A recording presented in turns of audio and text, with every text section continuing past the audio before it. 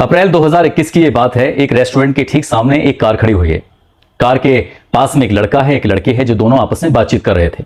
इसी बीच में एक पुलिस वाला आता है और उस लड़के से बातचीत करने की कोशिश कर रहा था। इसी बीच में उस लड़के के और पुलिस वाले के बीच में कहासुनी शुरू हो जाती है।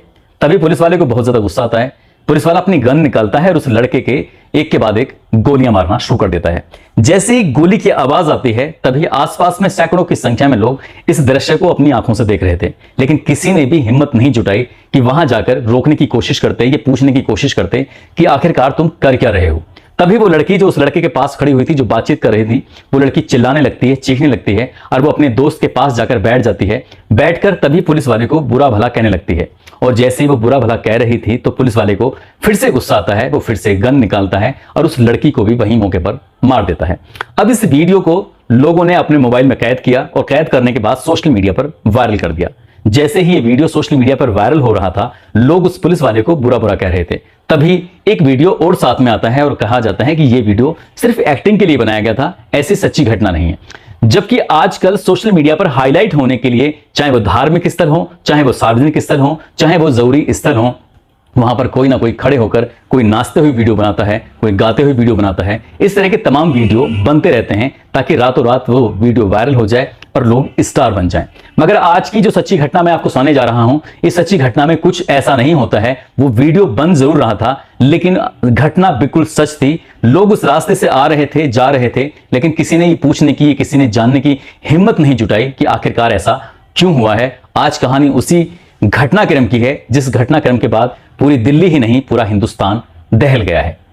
आदाब, नमस्कार, सत श्री अकाल। मैं उस्मान सैफी। आज की जो सच्ची घटना मैं आपको सुनाने जा रहा हूं, ये सच्ची घटना है राष्ट्रीय राजधानी क्षेत्र दिल्ली का एक इलाका है शाहबाद डेरी, और इसी का इलाका है ईगलोक। बात कर रहा हूं 28 मई 2023 की रात 8:45 के आसपास। एक लड़की जो कि शांत से खड़ी हुई है, वो एक लड़के से बातचीत करने की कोशिश कर रही थी। वो लड़का भी उससे बातचीत करने की कोशिश कर रहा है। तुरंत ही वो लड़का इतना गुस्से में आता है कि अपने पास से चाकू निकालता है और चाकू निकालने के बाद एक वार करना शुरू कर देता है। लगातार वार कर रहा है और वो लड़की चीख रही है, चिल्ला रही है, अपने बचाने के लिए अपील कर रही है। लेकिन ये आम रास्ता है, आम रास्ता होने की वजह से गली है, लोग आ रहे हैं, जा रहे हैं। अब चाहे बच्चे हों, बड़े हों या बुजुर्ग हों, कई तरह के लोग थे जो इस रास्ते से गुजर रहे थे। और वो लड़का लगातार इस लड़की को चाकू मार रहा था, एक के बाद एक। लगभग 22 बार वो चाकू मारता है और वो लड़की को चाकू मारता मारता वो लड़की जमीन पर गिर जाती है। लेकिन लड़का इतने पर नहीं रुकता है। हालांकि इस बीच में एक लड़का बीच में आता है और आने के बाद उसे रोकने की कोशिश कर रहा था, लेकिन उस आरोपी ने, उस लड़के ने उसको झटकते हुए वहां से हटा दिया।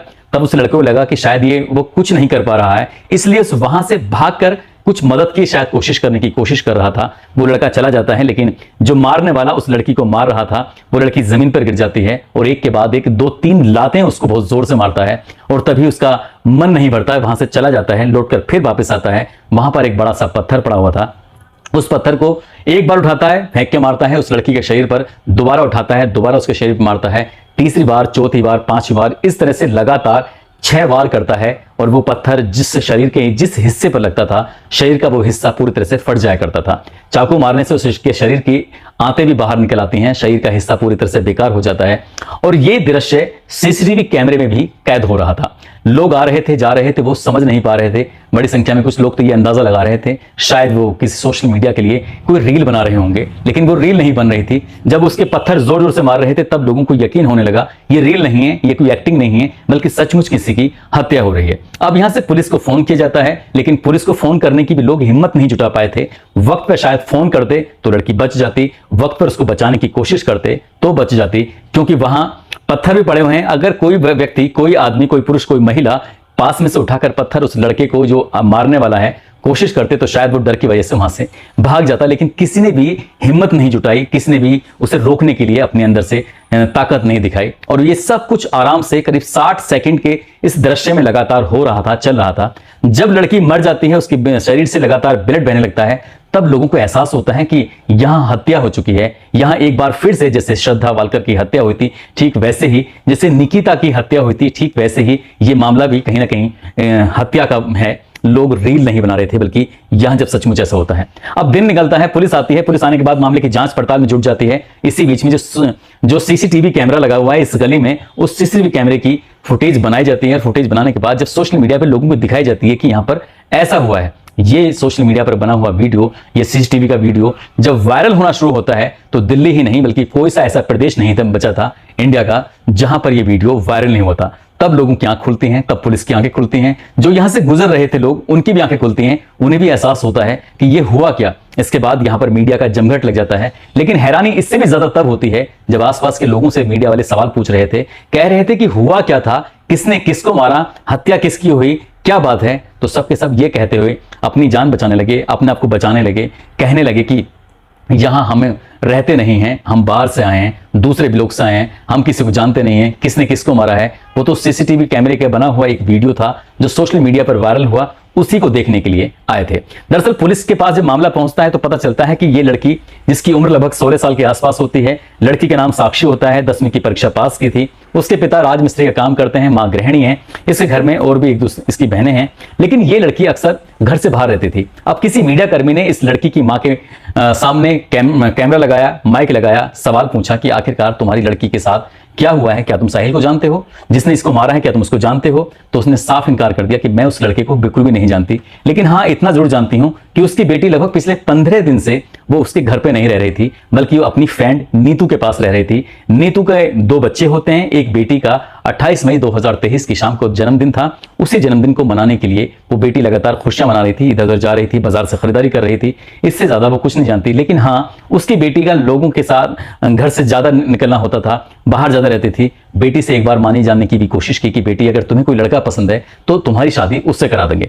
बस जैसे ही नीतू का नाम सामने आता है तो मीडिया कर्मियों ने अब नीतू को तलाश करना शुरू कर दिया कि नीतू है कौन, कहां रहती है, क्या करती है। जब नीतू के पास जाते हैं तो नीतू अपने आप को बचाते हुए कहती है कि जो उसका पति है वो बाहर कहीं काम करता है, जबकि साक्षी की मां साफ कह रही है कि उसका पति जेल में है और वो अपनी सुरक्षा को लेकर अपनी फ्रेंड को अपने साथ रख रही थी। यानी कि साक्षी को पिछले कई दिनों से, यानी कि 15 लगभग दिनों से अपने साथ रख रही थी। अब नीतू से जब मीडिया कर्मी ने सवाल करना शुरू कर दिया, उससे पूछना शुरू कर दिया कि आखिरकार तुम इसे कब से जानती थी, क्या बात थी। तो वो कहती है कि मैं इस लड़की को लगभग 3 या 4 महीने के आसपास से जानती हूं।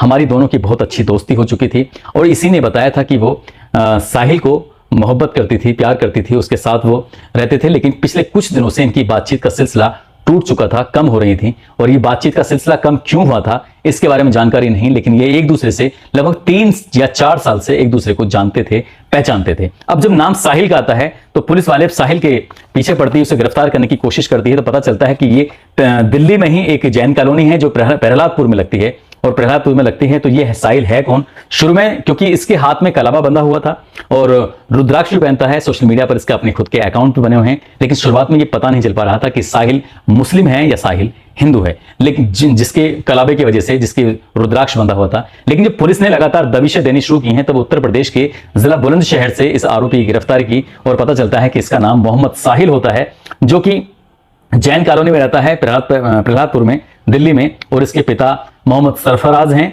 और इनका बेटा यानी कि साहिल एसी और रेफ्रिजरेटर को ठीक करने का काम करता है। और इसकी दोस्ती साक्षी से होती है। साक्षी और ये दोनों एक दूसरे के काफी करीब हैं, रिलेशनशिप में बताए जा रहे हैं।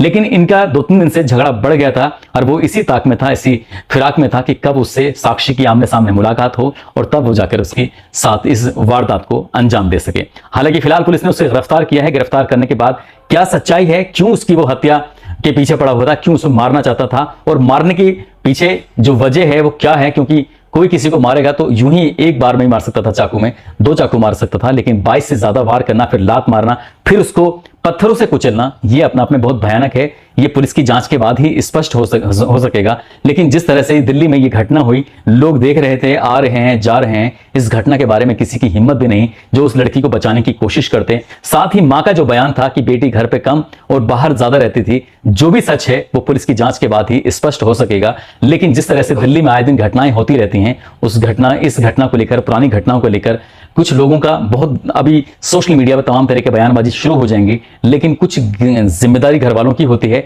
यहां साहिल के परिवार की भी जिम्मेदारी बनती थी कि वो उसका बेटा कहां जाता है, किससे मिलता है, क्या बात करता है, पूछना चाहिए था। साथ ही साक्षी के घर वालों की भी जिम्मेदारी बनती थी साक्षी के बारे में पूछने की। वो 15 दिन से लगातार अपनी फ्रेंड के घर पर रह रही है, आखिरकार क्या वजह है, वो क्यों रह रही है, अपने घर क्यों नहीं रह रही।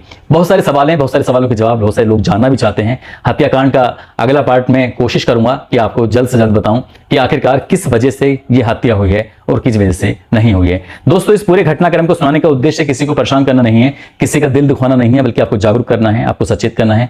आप जहां भी रहें अपना ख्याल रखें, सुरक्षित रहें। जय हिंद, जय भारत।